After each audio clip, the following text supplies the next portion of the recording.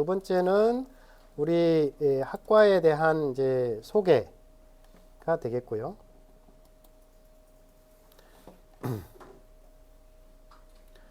이것이 저번 오리엔테이션 시간에 했던 내용입니다. 그때 이제 들으셨던 분들은 두 번 듣는 거라 조금 그럴 수 있는데요. 그래도 조금 양해를 해주시기 바랍니다. 조금 그래서 쉽게 알 수 있는 건 금방 좀 넘어가도록 하겠습니다. 그래서 오리엔테이션을 어떻게 할까 고민을 많이 했었어요. 그랬는데 원래 이제 그날 뭐 졸업식도 하고 뭐 큰 행사로 하기로 했는데 그게 취소가 돼가지고 근데 이제 오리엔테이션은 그대로 하는 게 좋겠다라는 생각에서 그냥 그때 했던 거고요. 대부분은 이제 학기가 이렇게 시작이 되면 수업 시간을 빌려서 오리엔테이션을 하기는 했었습니다. 근데 올해도 지금 이제 그런 형태가 지금 돼 버렸습니다. 지금 먼저 이제 우리 학과에 대한 소개를 이렇게 하고 할 것이고요. 그 다음에 학위 취득은 어떻게 하는가? 여러분들은 이제 대학원생이 학부생이 아니고 목적이 뭐라고요? 학위를 취득하고 졸업을 하는 것이 목적인데 왜 넘어갈까요? 자동으로 넘어가게 돼 있나? 그래서 지도교수를 또 선정하는 것도 있고요. 그 다음에 각종 규정이 또 있습니다. 그리고 우리 원우들의 우수 성과가 이렇게 목차로 되어져 있고요.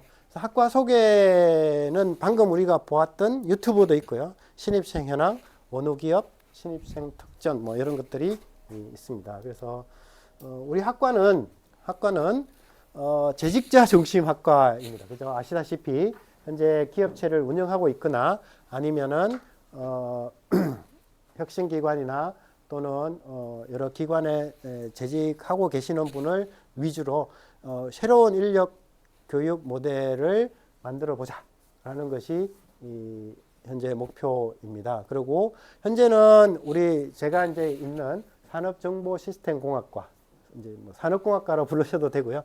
그것과 경영학과, 행정학과 간의 협동 과정입니다. 그래서 지금 보시다시피 융합기술경영학과니까 이게 한 학과에서 운영하기가 힘든 것입니다. 그래서 제가 속해 있는 데가 공대이고요. 그 다음에 경영학과가 경영대가 이렇게 있는 것에서 두 개의 큰 단대가 협동으로 열고 있는 것이다 라는 것입니다. 그리고 실무 역량, 융합 창의 실무 역량을 갖춘 인재를 양성하는 것이 목표이고요. 교육과 실습 과정을 통해서 기술 사업화 역량을 정대시키는 것이 목적입니다. 그래서 나중에 우수 사례를 보시면 그 효과로 이러이러한 기술 사업화가 많이 이루어졌구나 라는 것을 알 수가 있을 것입니다. 또한 우리는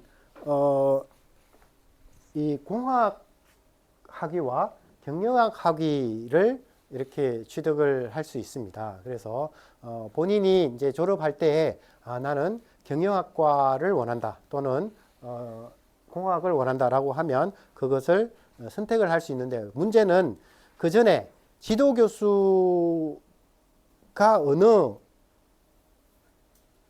학위에 해당이 되는지에 따라서 결정을 하는 걸로 정했습니다. 그러니까 내가 공학 석사나 공학 박사를 원하시면은 공대에 있는 지도교수를 정해야 되는 것이 필수 요소라는 것이고 경영학 학위를 원하시면은 경영학과 교수님을 선택하시는 것이 필요하다는 것입니다. 그래서 제가 이렇게 해보니까 이제 많은 분들이 공학 석사를 원하시는 분들이 많기는 하더라. 대다수는 그렇긴 한데 그래도 경영학을 또 특별히 원하시는 분들이 있어요. 그러면 경영학과 지도 교수님을 선정하시는 것이 필요하다라는 것이 여기에 명확하게 전달이 돼야 됩니다. 그래서 이러한 지금 학과 소개를 좀 더 다시 한번 하는 이유도 이런 규정들이 명확하게 잘 전달이 되어야 아마 지도 교수를 선정하는 데도 혼란이 없을 거라는 생각이 듭니다.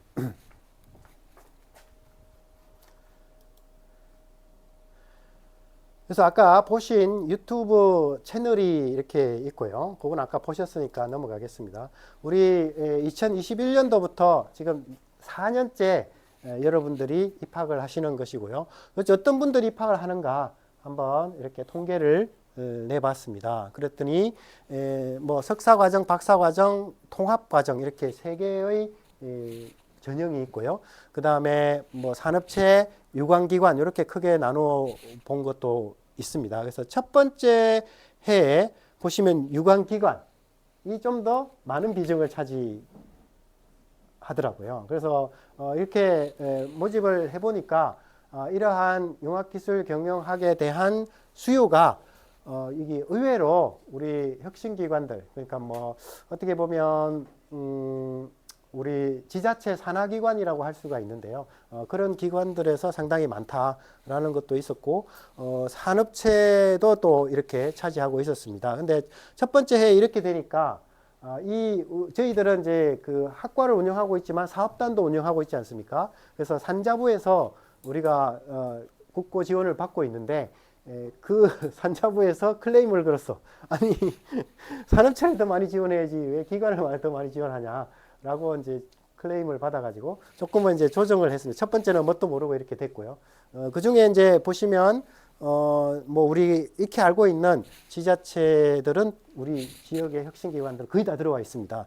4년을 했더니 이제 안 들어와 있는 데가 없어. 거의 다 들어와 있어요. 그러니까 그 정도로 지금 현재 활성화가 잘 되어져 있고요. 산업체는, 근데 문제가 이제 산업체예요. 산업체는 주로 벤처 협회를 통해서 많이 대표님들이 많이 들어왔습니다. 근데 벤처다 보니까 일단 기업의 규모가 그렇게 크지가 않아요. 그래서 이제 그런 지금 현재 애로사항은 있지만 많은 산업체 분들이 이렇게 들어와 첫 번째 해는 38명이 모집이 되었고요. 그 다음에 두 번째 해는 지금 보십시오. 이렇게 산업체가 좀 더 많은 비중을 차지하고 점점점 산업체가 많아지는 것 같다는 느낌이 듭니다. 이제 벤처 기업 대표님들이 주로 많이 오셨고요. 이때는 49명이 되었는데 실제 모집 자체는 40명을 했는데 9명이 다른 과에서 전과를 하거나 편입을 해온 경우가 있어서 조금 많은 숫자로 선발이 되었습니다. 그 다음에 23학번 작년 이제 분들은 40명을 딱 모집을 했고요. 여전히 산업체가 좀 더 많은 비중을 차지하도록 뭐 의도적일 수도 있고요. 조금 이렇게 조정을 했습니다. 매년 그래도 떨어지는 이제 면접을 봤는데 이제 본인이 오겠다고 이제 면접까지 봤는데 떨어지는 분들이 있었습니다. 그 정도로 경쟁률이 있는 모집으로 계속 진행이 되어져 왔고요. 올해 여러분들은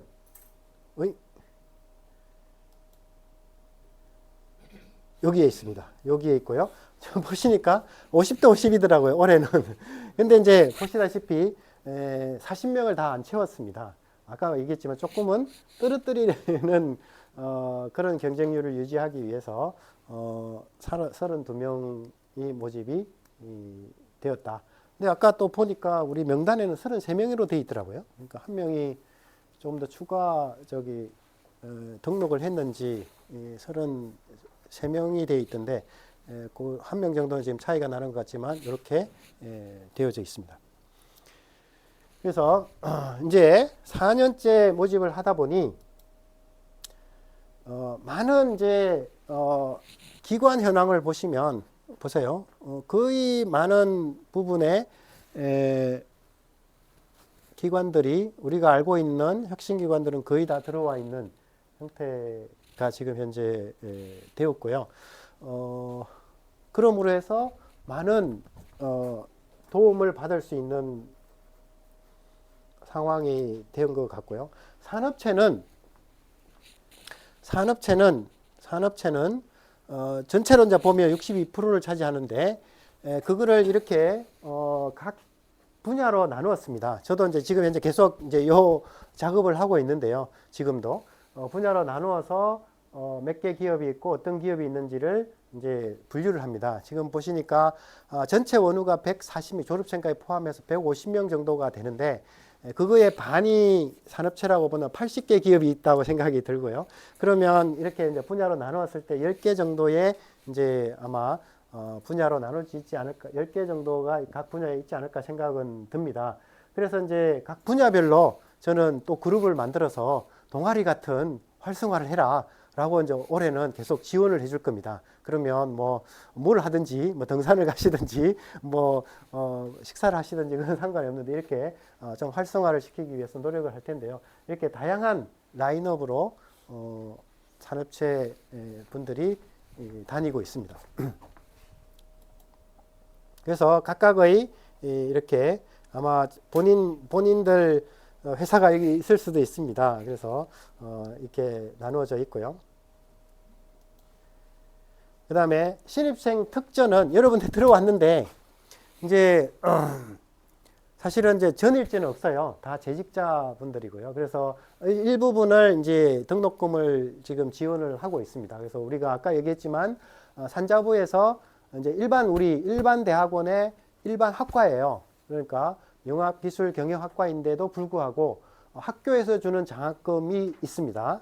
근데 이제 그거 이외에도 우리 이 사업단에서 주는 장학금이 있다는 거죠. 그래서 그게 있는데 문제가 있어요. 무슨 문제가 있냐면 장학금을 줄 때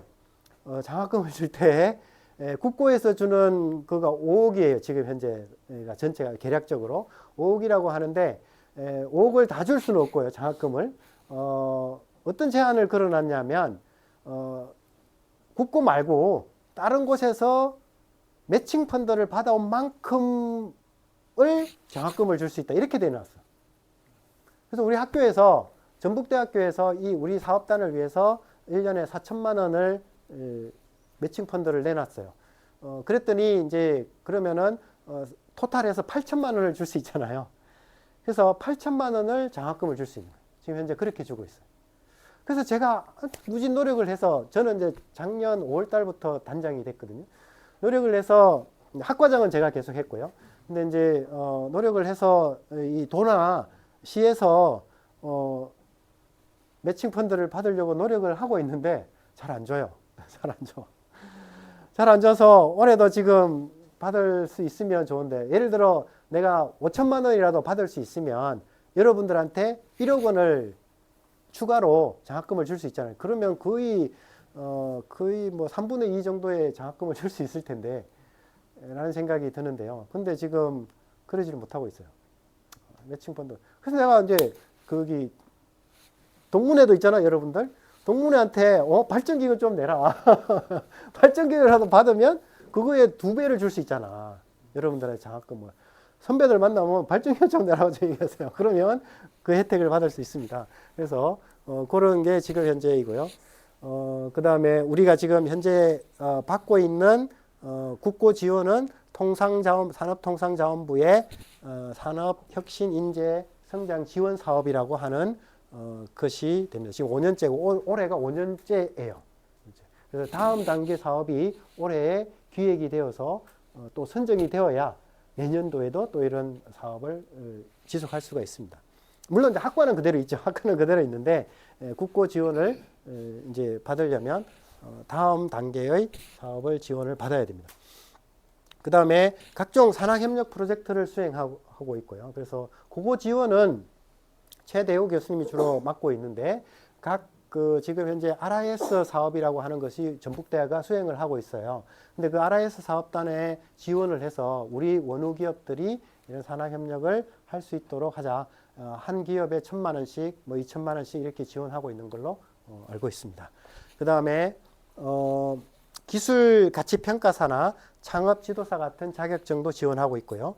그 다음에 아까 말씀드린 대로 경영학 학위와 공학 학위 중에서 선택해서 내가 취득이 가능하고, 그 다음에 석사 학위의 경우에는 논문 대체라는 방법이 있습니다. 그게 우리가 21년도 학번부터 모집했는데 2021년부터 이 제도가 일반 대학원에는 생겼어요. 그래서 잽싸게 그 제도를 우리는 하겠다라고 해서 여러분들의 선배들은 여기 석사학위의 경우에만 논문 대체 방법으로 졸업을 하고 있습니다.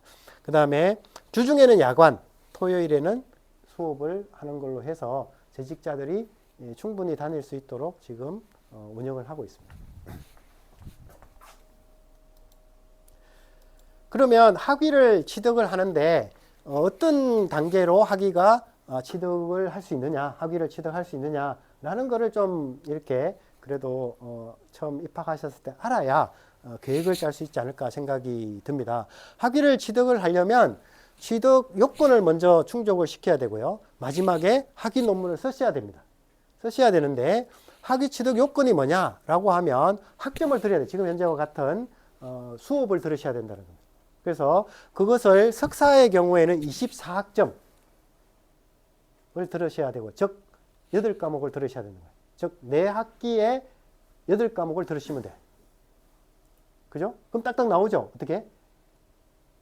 1학년 1학기 때 3과목, 1학년 2학기 때 3과목 들으면 6과목 들었잖아요, 벌써. 그러면 2학년 1학기 때 2과목 들으면 되는 거죠. 그러면 이제 4학기는 등록을 해야 돼요. 그러니까는 4학기째, 즉 2학년 2학기째 든 수업을 안 들어도 돼요.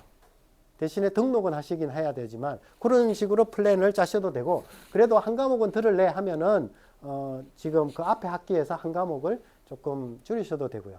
그 다음에 뭐 제가 이제 추천하는 거는 그래도 이왕 학교에 다니실 거면 좋은 수업들을 많이 듣는 게 좋지 않을까라는 생각도 듭니다. 박사의 과정의 경우에는 36학점입니다. 이건 학교 전체적으로 정해져 있는 규정입니다. 근데 이제 우리 학교에서는 논문 연구라는 걸 또 추가적으로 해라. 이제 대학원 과정이니까 라고 해서 6학점, 9학점을 또 들으셔야 됩니다. 그건 이제 지도 교수에 따라서 어떻게 운영하는지는 달라지지만 논문 연구 과목이 있고요. 그 다음에 자격 시험을 봐야 됩니다. 자격 시험 또는 종합 시험이라고 얘기를 하는데요. 그래서 전공 시험이 있고 영어 시험이 있습니다. 그제 월요일 날 우리 학과에서 치렀습니다. 그래서 전필 교과목이 정해져 있고요. 그거를 위주로 과목이 석사는 3과목, 박사는 5과목 이렇게 자격 시험을 보게 돼 있고, 영어 시험은 전공 시험이라 그래서 우리 학과 내에서 제가 시험 문제를 내고 제가 채점을 합니다. 그렇게 해서 여러분들이 석사는 60점, 박사는 70점 이상이 되면 통과가 됩니다. 그래서 그렇게 운영이 되고 있는 게 자격시험이고, 두 개를 통과를 해야만 되고요. 또 추가적으로 대학원이니까 논문을 이렇게 학회에 발표를 해라 라고 지정을 했고요. 그 다음에 박사 과정의 경우에는 이거는 이제 학교 전체적으로 적용되는 규정으로서 논문 발표 점수를 200점 이상 충족을 시켜야 됩니다. 그래서 이제 나중에 아시겠지만 국내 논문이 있고 외국 논문이 있는데, 국내 논문은 한 편에 150점이에요. 그 말은 무슨 말이에요? 200점 한정시키려면 2편을 써야 된다는 얘기죠. 국내 논문에, KCI라고 하는 논문에 2편을 써야 되는데 그 중에 한 편이 주저자 한 편 이상이라야 된다라는 규정이 또 있습니다. 그래서 아주 세부적으로 지금 현재 규정이 만들어져 있고 그것에 적용을 잘 받아서 잘 졸업하고 있습니다. 아까 얘기했지만 2년 지금 3년 운영을 해서 34명이 졸업했으면 정말 그래도 원활히 잘 졸업을 하고 있다라는 생각이 듭니다. 그 다음에 아까 말씀드린 석사학위의 경우에는 대체 방법이 있습니다. 프로젝트 보고서랑 학술지 논문을 실어도 학위 논문을 따로 쓰지 않아도 졸업을 할 수 있는 대체 방법이라는 겁니다. 그런 방법들도 있고요. 그래서 이수 학점을 이렇게 다시 또 이렇게 보면 24학점, 36학점 이 이렇게 되어 있습니다. 그래서 지금 보시면 혹시 석박사 통합 과정이 있으신가요? 예, 전형 중에 석박사 통합 과정에 한 3명 정도씩 이렇게 매년 들어오는데요. 이런 방법도 있어요. 그래서 보시면 석사를 건너뛰는 거예요. 사실은 어떻게 보면 석사 건너뛰고 바로 박사로 받는 거와 똑같습니다. 학점이 똑같지 않습니까? 네. 그렇게 되어져 있는 게 지금 현재 전체 이수 학점이 이렇게 있고요. 그럼 각 과목들은 어떤 게 있느냐라고 해서 과목들을 이렇게 전체 우리 이 커리큘럼입니다. 커리큘럼을 보실 수가 있고요. 전필을 6과목으로 늘렸습니다. 하나, 둘, 셋, 넷, 다섯, 여섯, 일곱, 8과목인가요? 하나, 둘, 셋, 넷, 다섯, 여섯, 일곱, 8과목이 되네요. 전체 원투를 다 하나씩 보면 그렇게 해서 전체 전필 과목이 있고요. 기존에는 4과목뿐이었는데 8과목으로 대폭 늘렸습니다. 대폭 늘려서 여러분들은 이거를 적용받으시면 되겠습니다. 그래서 석사의 경우에는 3학점이 필수고 요 이제 8과목 중에 9학점 3과목이 필수고 박사는 4과목이 필수다라는 거를 정해놨고 조금 더 선택의 폭을 넓혔다고 볼 수가 있어요. 전필 과목을 늘려가지고요. 그 다음에 세부적으로 뭐 이렇게 주의사항들 여기 적혀져 있고요. 그 다음에 전공 선택 과목들은 이렇게 또 많이 있습니다. 그래서 그것들을 석사 과정은 필수 그러니까 9학점을 듣고 선택 9학점을 들으면 산학 프로젝트 6학점을 들으면 졸업을 할 수가 있고요. 그 다음에 박사의 경우에는 이런 과정을 거치시면 되겠습니다. 근데 이제 이렇게 해봤더니 저희들이 이제 여러 케이스가 나오는데요. 본과 우리 학과를 석사를 졸업하고 박사를 올라왔어. 그럴 경우에 이걸 또 어떻게 인정을 해줘야 되고 어떻게 졸업을 해야 되는지에 대한 게 되게 복잡하더라고요. 그래서 사실은 1, 2, 1, 2를 구분한 것도 그런 이유가 있기는 한데요. 이렇게 그런 경우에도 이렇게 수강을 하시면 되겠다라고 이제 정해놨습니다. 이걸 이제 한번 다 이렇게 찬찬히 읽어보셔야 좀 이해가 되지 않을까 생각이 들고요. 한 번은 딱 들어가지고는 잘 이해가 안 될 수도 있어요. 왜냐하면 케이스가 워낙 여러 가지라서 만약에 이게 좀 너무 복잡해서 내 케이스는 어떻게 되는 건가요? 라고 하면 저한테 물어보시면 돼요. 그죠? 제가 이제 뭐 해석을 하든지 아니면 유권 해석까지도 해드릴 수가 있습니다. 그래서 요건 이제 참고 특징이고요. 그래서 쭉 넘어가 보겠습니다.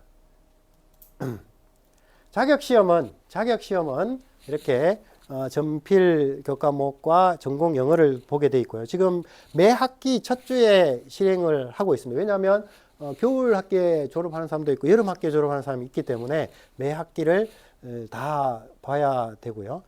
전공 영어는 저희들이 아예 이제 미리 문제은행을 배포를 합니다. 거기에서 지문을 추출하여 독해를 하는 것이 전공 영어가 되고요.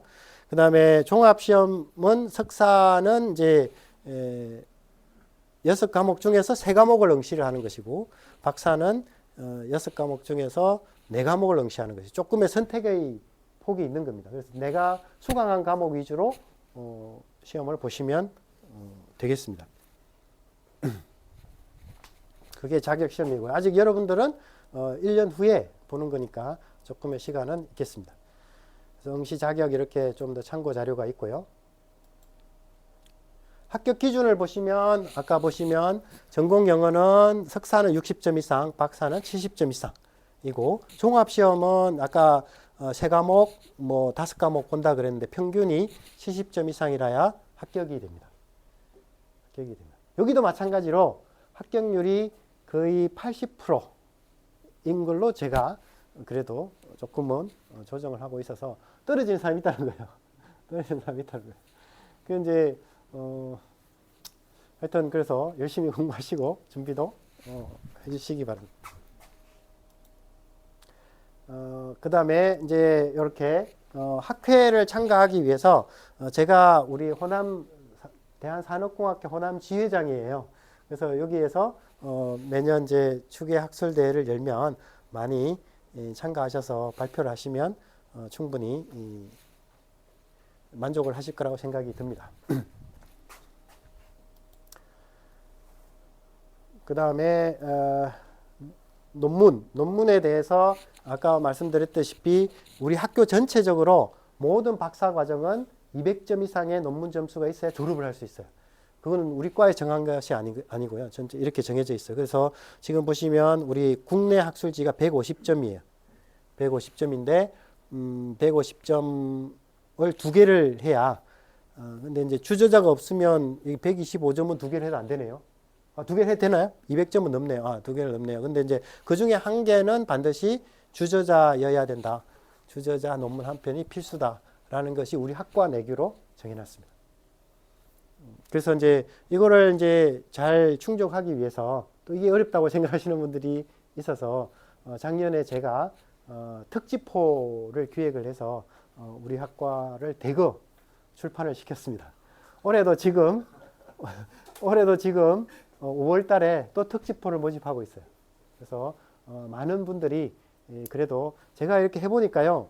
어려운 것이 아니고 안 해봤기 때문에 어렵다고 생각하는 것이고 특히나 재직자분들이 오히려 더 잘해요. 왜냐하면 데이터도 많고 또 우리 대표님들은 제품을 개발한 것이 있기 때문에 그 제품 개발해 가지고 그것을 사업화를 시킨 거를 케이스 논문으로 쓰면 아주 훌륭한 내용이 되더라고요. 그게 우리는 융합기술경영학과의 연구 내용이라고 저는 생각이 듭니다. 그러니까 그런 식으로 특집보에 많이 실렸어요. 그래서 너무 걱정하실 필요 없습니다. 특집보를 제가 공지를 하면 무조건 만들어서 제출하시면 거의 다 실립니다. 그러면 이 충족할 수 있고요. 자, 이것도 참고 사항이라 좀 더 읽어보시기를 바라고요. 예, 대체 실적이 있는데 석사학위만 대체 실적이 있습니다. 그래서 캡스톤 프로젝트 보고서나 아니면은 학술지 논문에 이제 출판을 하시면 대체 실적을 할 수가 있고 아직까지도 아마 여러분들은 요거까지 신경을 안 쓰셔도 되지 않을까라는 생각은 드는데 그래도 내가 한번 생각해 보세요. 이거를 먼저 충족을 다 시켜놨어. 그럼 얼마나 따뜻하겠습니까, 마음이? 학교 다니는데 그냥 시간만 지나가면 수업만 들으면 내가 학위를 딸 수 있다고 생각하면 상당히 좋을 거라는 생각이 들고요. 1학년 때 이미 들어와 가지고 6개월에 아까 말한 특집호에 또 논문을 출판하신 분도 있어요. 23학번 중에 1학년인데 왜 그게 가능하냐 그러면 그분이 직접 제품을 개발했어. 시험까지 다 했어. 그러 놓으니까 그 내용 다 집어넣으세요. 그랬더니 다 집어넣었더니 훌륭한 논문이 되더라고요. 여러분도 가능합니다. 그래서 이게 또 기타 사항이라서 쭉 넘어가서 가보겠습니다. 그 다음에 여기 이제 지도교수 선정이라는 것이 있습니다. 그래서 모든 논문이랑 아까 또 학위 종을 결정하는 것도 지도교수에 따라 정해진다는 거죠. 그러니까 상당히 중요한 요소라고 저는 생각이 들고요. 그래서 지도교수가 뭐냐? 왜 이렇게 넘어가지? 지 혼자서? 그래서 지도교수는 당연히 저는 생각을 해보니까 학부 4년, 석사 2년, 박사 5년 해서 토탈 11년을 학교에 있었더라고요.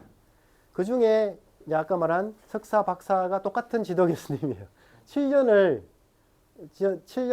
이제 한 연구실에 한 지도교수하고 있었어요. 그러니까 보시면 지도교수가 이제 조금 이제 연배들이 있어서 좀 그렇지만 하여튼 이제 부모님과 비슷한 역할을 하는 것이 지도교수라고 저는 생각이 듭니다. 그러니까 선택하실 때 이제 선택할 수 있으니까 여러분들이 아주 세심하게 잘 선택하시기를 이제 바라고요.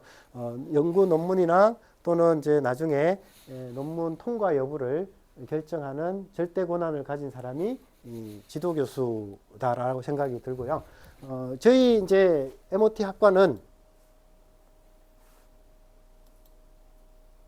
25명의 지금 교수님이 있고요. 지도교수는 이 25명 중에서 선택하셔야 됩니다. 그래서 지도교수 만약에 25명 이외에 다른 교수님을 이제 특정 연구 분야가 있지 않겠습니까? 그 분야를 나는 하고 싶어. 예를 들어 산업 디자인 학과에 있는 교수님을 나는 이제 지도를 받고 싶어. 그러면 우리 MOT 학과 융합기술경영학과에 있는 교수님 한 분을 정식 지도교수를 하시고 공동 지도교수로 그분을 선임할 수 있습니다. 그렇게 하셔서 지도를 받는 분도 있고요. 아까 얘기했지만 학위 종이 지도교수에 따라서 결정이 된다. 라고 여기 있고요. 그 다음에 요걸 줬습니다. 지도교수 한 명당 한 학번에 5명만 지도할 수 있도록 규정을 만들었어요. 근데 제가 학과장이니까 제가 이제 그 공문을 올릴 때 5명 이상이 되면 안 됩니다라고 얘기를 해요. 그러니까 이제 빨리 좀 여러분들은 지도교수를 잘 선정해서 허락을 받으시고, 어떤 교수님들이 있느냐? 25분이 다 있습니다. 지금 보시면 산업정보시스템공학과가 8분 있고요. 여기 김동원 교수님이 전임 총장님이십니다. 그래서 근데 이제 퇴임이 1년밖에 안 남아서 아마 지도 교수는 안 맡으실 건데요. 아마 여기 산업정보시스템공학과가 있고요. 그 다음에 경영학과 교수님들이 10분 있고요. 그 다음에 이제 우리 요 학과를 형성하는데 기여를 하신 분들이 몇 분 있어요. 그래서 섬유공학과랑 환경공학과, 화학공학과도 이렇게 있고요. 지금 최대우 교수님이 우리 학과의 전임 교수님이십니다. 다른 다 겸임인데 최대우 교수님만 전임 교수님이십니다. 그래서 그렇게 지금 쭉 구성이 되어져 있습니다. 아마 여러분들이 생각하는 대부분의 연구 분야가 그래도 만족되지 않을까라는 생각이 들고요.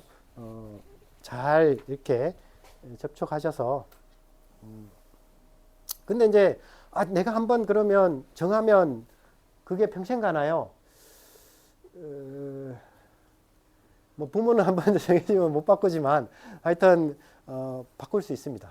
바꿀 수 있는데 바꾸려면 보내는 지도교수의 사인도 받아야 되고요. 받는 지도교수의 사인도 받아야 되고 그거를 학과장이 또 사인을 해줘야 돼요.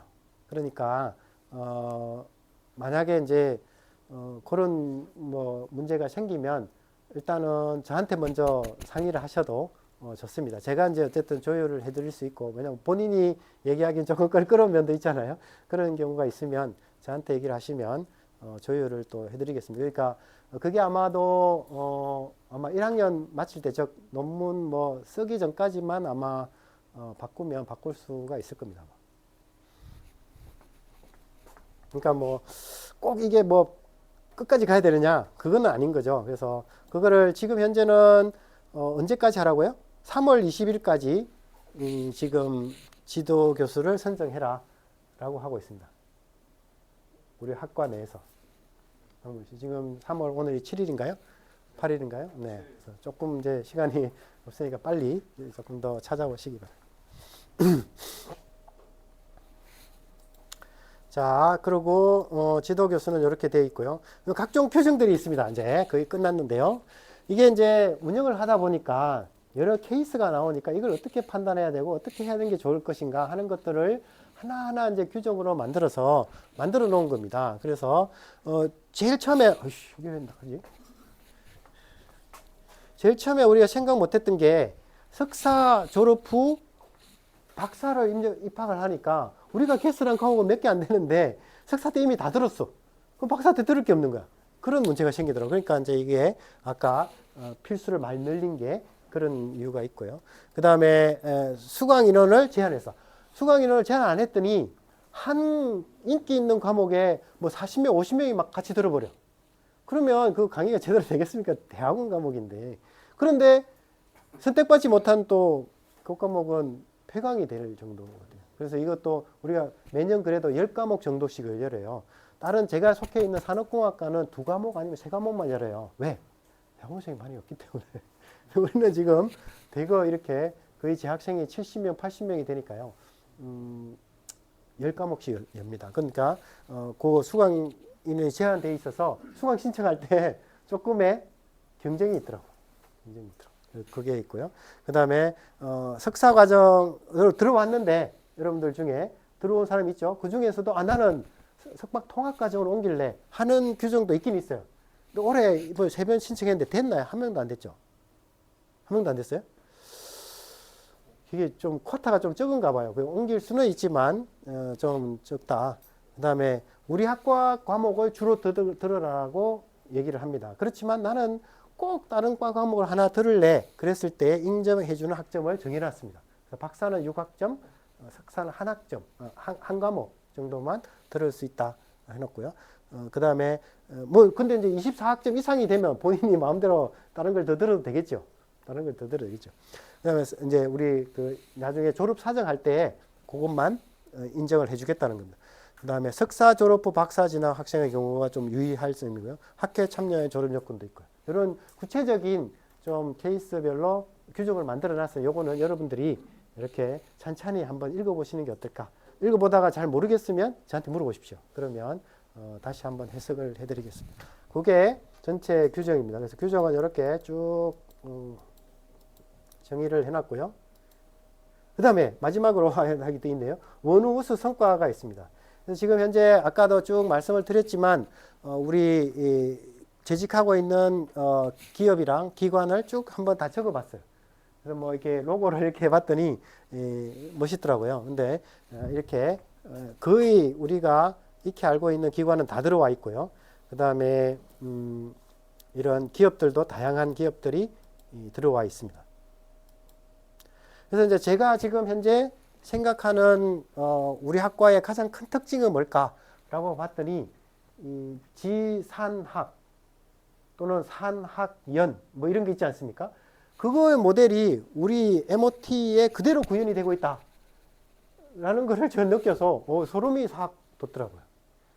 그러니까 보시면 산업체가 지금 많이 있는데 산업체끼리 자기들끼리 막 협력을 해. 밸류체인을 엮는다든가 아니면은 연구 과제를 같이 한다든가 아니면 제품 개발을 같이 하는 경우가 지금 사례가 여러 개가 있고요. 그 다음에 우리 아까 얘기했지만 전북대학교에 있는 거를 산업체에 이전하는 기술 이전 모델이랑 또는 산학협력을 기업체 혼자서 못하니까 교수님들과 같이 끼어서 산학협력을 하는 경우도 있고요. 인력 양성 및 채용. 우리 여기 사람 뽑는 게 힘들고 여기는 취업시키는 게 힘들지 않습니까? 서로 그런 거가 맞고요. 그 다음에 또 특이한 거는 혁신기관들이 많이 있는데 혁신기관들이 또 기업 지원들 많이 하고 있지 않습니까? 그거 연결이 또 잘 되더라고요. 그래가지고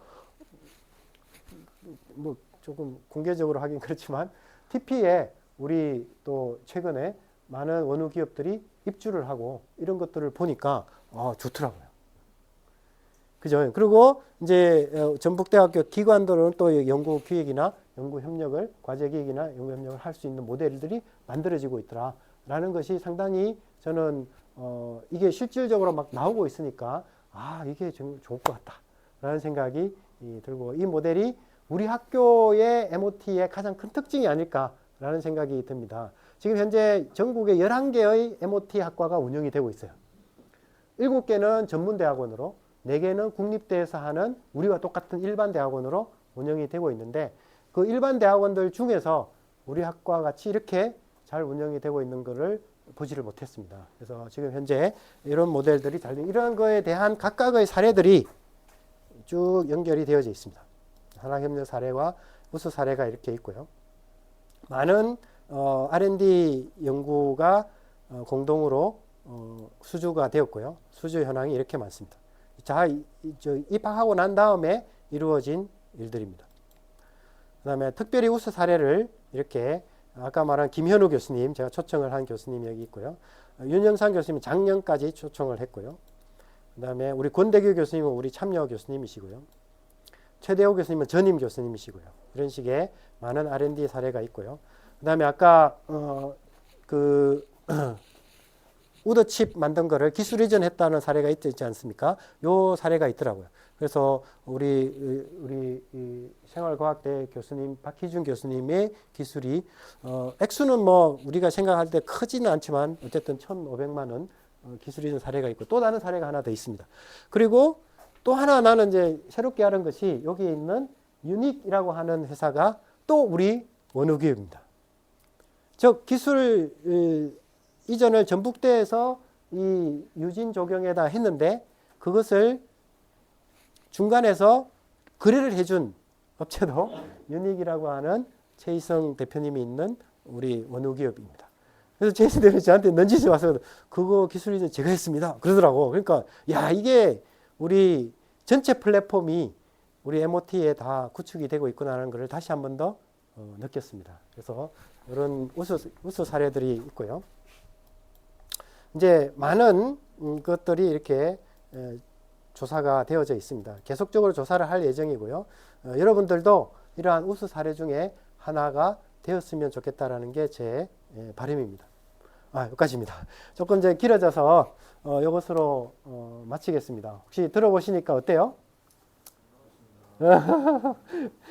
확실히 우리 학과가 추구하는 것이 무엇이고 여러분들은 또 어떻게 하는 것이 좋겠다라는 좀 감이 와닿았으면 좋겠다라는 게 제 요 소개의 바람입니다. 그래서 향후 이제 생활하시는데도 도움이 되었으면 좋겠고요. 만약에 잘 모르겠으면 이제 PDF로 다 올려드렸지 않습니까? 그러면 다운로드 받아서 한번 더 읽어보십시오. 최대한 그래도 이해될 수 있도록 저희들이 정리를 해놓은 것이니까 그렇게 한 몇 번 읽어보시면 아마 다 될 거라고 생각이 듭니다. 그래서 두 번째 이제 토픽이 끝났고요. 이제 세 번째로 넘어가겠습니다. 세 번째는 여러분들을 그러면 안 오신 것 같습니다. 네, 그러면 전체 이제 소개도 끝났고, 그래서 아까 제가 말씀드렸던 전체 내용은 끝이 난 것 같습니다. 그래서 오늘 이렇게 이제 여러분들끼리 부를 때는 동기라고 부르셔야 될 것 같고요. 여러 이제 뭐 대학생 같이 풋풋하지는 않지만 그래도 여러분들이 신입생이고요. 신입생이고요. 그 다음에 이때껏 이제 살아보시면 여러 가지의 고리들이 있을 겁니다. 여러분들이 만든, 여러분들이 속해 있는 고리들이 있을 텐데, 제 생각에는 이 MOT학과, 융합기술경영학과의 이 24학번 동기라는 고리가 아마 가장 강력한 고리가 되지 않을까라는 생각을 합니다. 그래서 나중에 그 고리가 이제 단단하게 되려면 다니는 동안에 그래도 교류를 많이 하시고요. 또한 많은 성과도 내시는 것이 그 고리가 단단해지지 않을까라는 생각도 또 해봅니다. 그만큼 여러분들이 애정을 가지고 잘 다녀주었으면 좋겠다라는 생각이 저는 기대를 바람이 있습니다. 그 지금 보니까 23학번 여러분들 1년 선배들이 제가 이제 다 봤지 않습니까? 21학번, 22학번, 23학번 이렇게 봤는데 점점점 더 좋은 분들이 와요. 좋은 분들이 와요. 그래서 상당히 제 입장에서는 너무나 만족스럽고 저도 아주 뿌듯한 그런 생각이 들어서 23학번보다는 아니 22학번보다는 23학번이 더 낫고요. 23학번보다는 24학번이 더 나을 거라고 기대를 합니다. 특히 이제 23학번들이 상당히 동기들 간의 협력이 잘 되고요. 아까 제가 말한 지산학 그 모델 중에 가장 자기들 즉 산끼리 또는 이제 지산끼리 많은 교류를 하고 있는 분들이 23학번인 것 같습니다. 그래서 그거를 잘 벤치마킹하고 본받아서 24학번도 잘 운영이 되었으면 좋겠다라는 바람을 하면서 오늘 수업은 저는 마치도록 하겠습니다. 감사합니다. 그리고 이제 오늘 여기 우리 23학번